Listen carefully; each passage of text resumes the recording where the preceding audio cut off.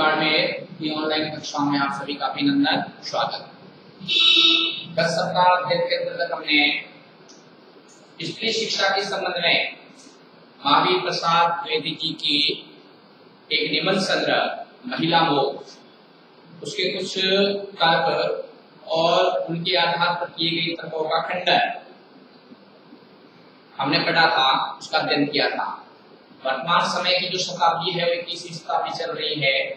21वीं शताब्दी में जो स्त्री है वो कई पुरुषों से कम नहीं है। शिक्षा के क्षेत्र में, चिकित्सा के क्षेत्र में, वाणिज्य के क्षेत्र में, व्यापार के क्षेत्र में, कहीं भी हम यदि अपनी दृष्टि घुमाते हैं, देखने का प्रयास करते हैं, तो सब जगह महिलाएं भी अपनी भागीदारी सुनिश्चित करती हुई दिखाई देती है। लेकिन आज के अध्याय के अंतर्गत पुराने समय के अक्षुण्या पद्धति के लोगों ने महिला शिक्षा को बढ़ावा नहीं दिया।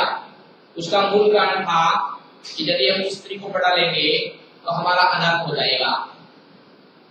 कुलीन सभ्य समाज के लोग स्त्री शिक्षा का विरोध करते थे।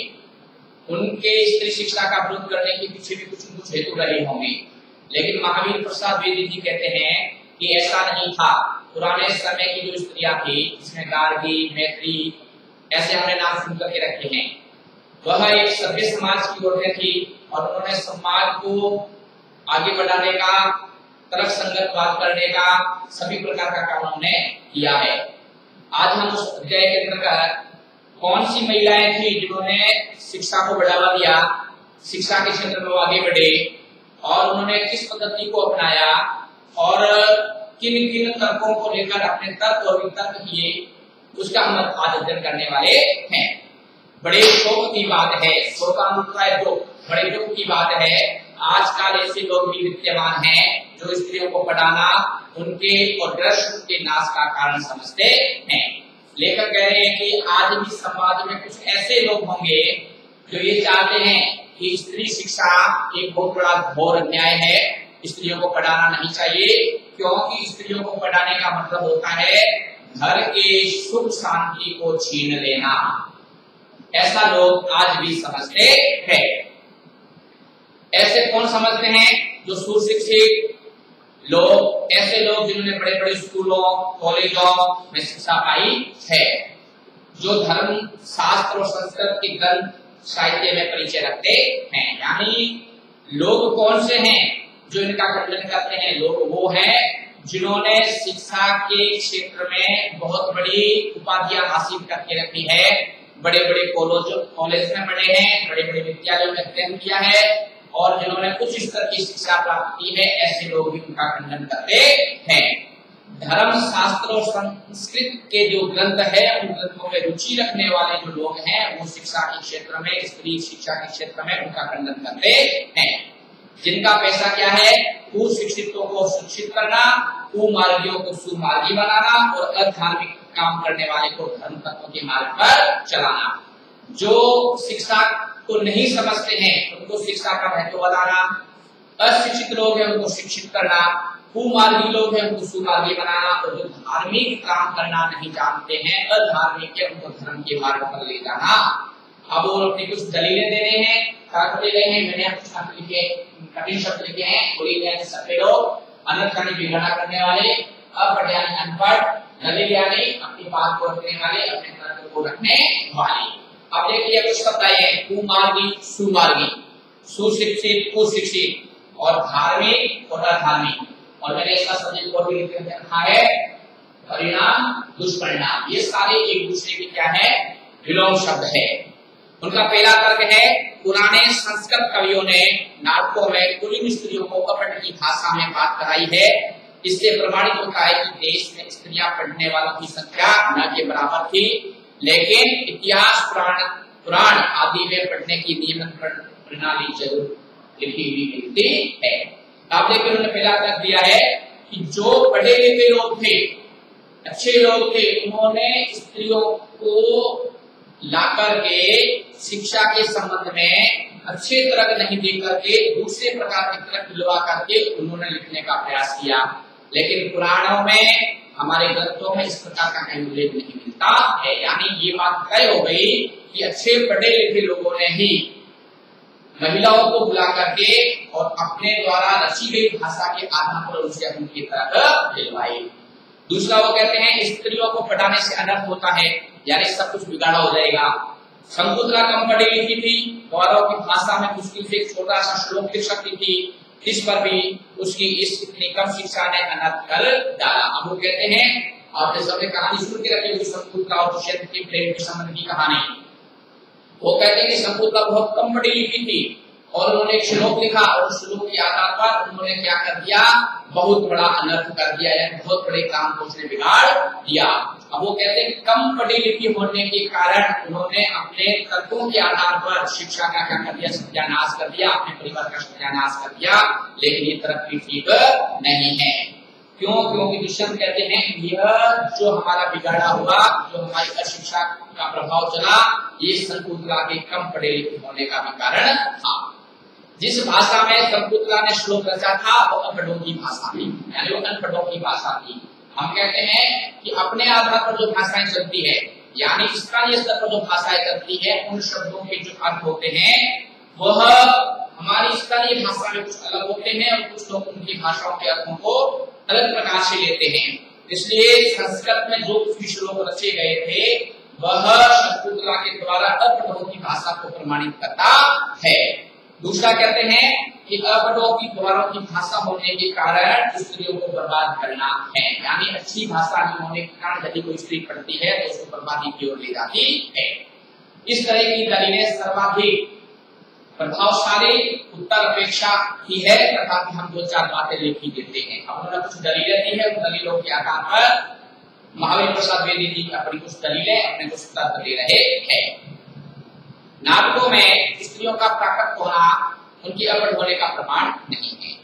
जो दलीलें हैं उन दलील को जब पढ़ते हैं, सुनते हैं और स्थानीय स्तर की जो भाषाएं हैं, मातृभाषाएं हैं, प्राकृत भाषाएं हैं, अपभ्रंश भाषाएं हैं, उनके आधार पर उनके तर्कों को सुन करके उसके शब्दों के अर्थ को दूसरे रूप में परिवर्तित करके यदि हम उसका अर्थ निकालते हैं, ये कोई अर्थ नहीं है, इसका कोई प्रमाण नहीं है। अधिक से अधिक इतना ही कहा जा सकता है कि संस्कृत बोल नहीं सकती थी। देखिए कितना अच्छा तर्क दिया है, यदि अपनी मातृभाषा में, अपभ्रंश भाषा में या प्राकृत भाषा में यदि कोई महिला बोलती है और बोल करके अपने शब्दों को व्यक्त कर, शब्दों के माध्यम से अपने विचारों को व्यक्त करती है और उसका यदि हम अनर्थ निकालते हैं तो ये उसका कोई प्रमाण नहीं है, क्योंकि वह अनपढ़ जरूर थी लेकिन इतना जरूर हो सकता है कि संस्कृत अच्छा लिखना पढ़ना नहीं जान सकती, लेकिन वो गवार और अनपढ़ की श्रेणी में नहीं आती। आपने रामायण देखी होगी, सुनी होगी, पढ़ी होगी। रामायण के कुछ भाग हैं, 7 भागों में से एक भाग का उत्तर रामचरितमानस, जो ऋषियों की जो पत्नियां थी वेदांतवादिनी, ठीक है ना, वो उस भाषा को बोलती थी और लिखती थी। उनकी संस्कृत क्या कोई द्वारी संस्कृत थी?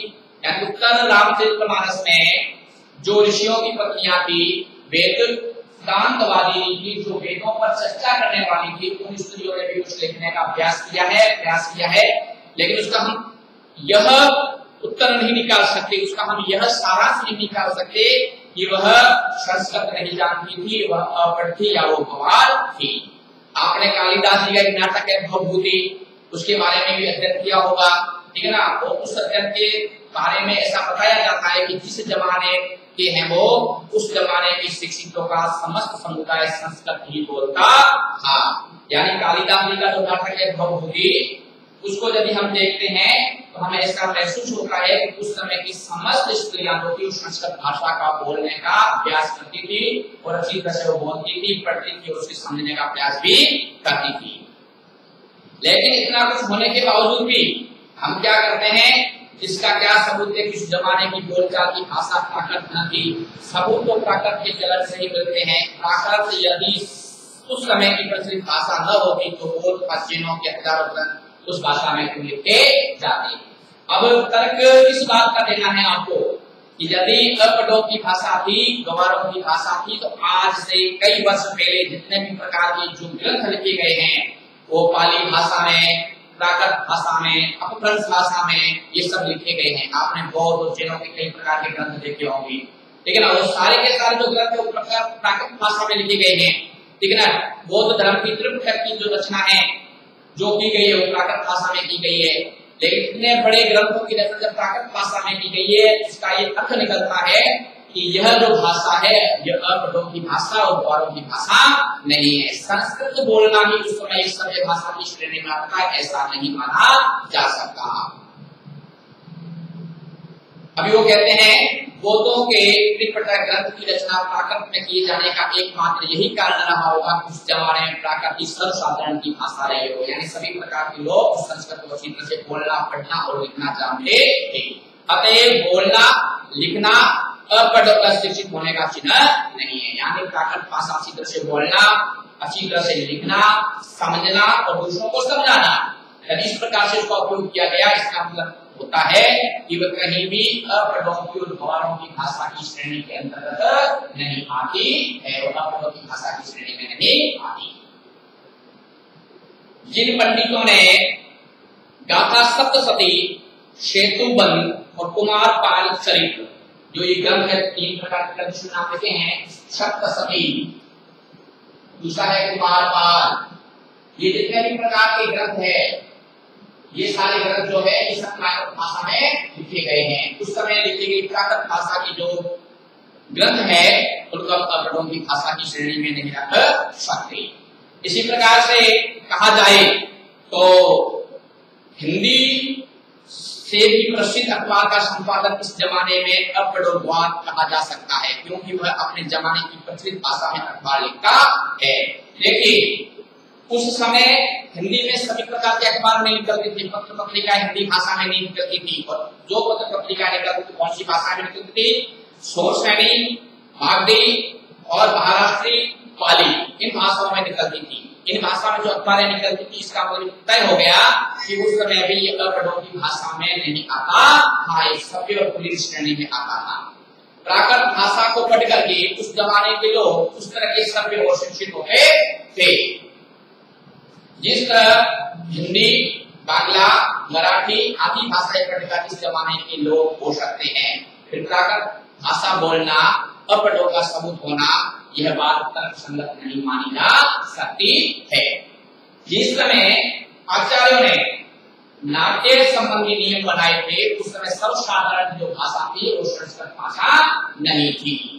चुने हुए लोग क्या बोलते थे? संस्कृत बोल सकते थे, इसी से उन्होंने संस्कृत भाषा और दूसरों तथा स्त्रियों की भाषा को प्राकृत भाषा में रखने का नियम बना दिया। यानी कुल मिलाकर क्या कर सकते हैं, महावीर प्रसाद द्विवेदी जी ने तर्क दिया है कि यदि प्राकृत भाषा में लिखे गए ग्रंथ महाराष्ट्री भाषा, मराठी भाषा, सेरीमेनी भाषा, इसमें निकाले गए पत्र पत्रिकाएं यदि हम पढ़ करके अच्छा ज्ञान प्राप्त कर सकते हैं, तो उस समय की स्त्रियां अपने ही भाषा में लिखे ग्रंथों का अध्ययन करके यदि अपने तर्क देती है तो अपढ़ों की श्रेणी में नहीं आता, ग्वारों की श्रेणी में नहीं आता। यानी उस समय की जो भाषा थी वो एक सभ्य समाज की भाषा थी, श्रेष्ठ भाषा थी, और सभ्य समाज को आगे बढ़ाने में अपना सहायक हो सकती थी। लेकिन जरूरी नहीं था कि संस्कृत भाषा के सबसे श्रेष्ठ और सर्वोपरि माने, इतना ही।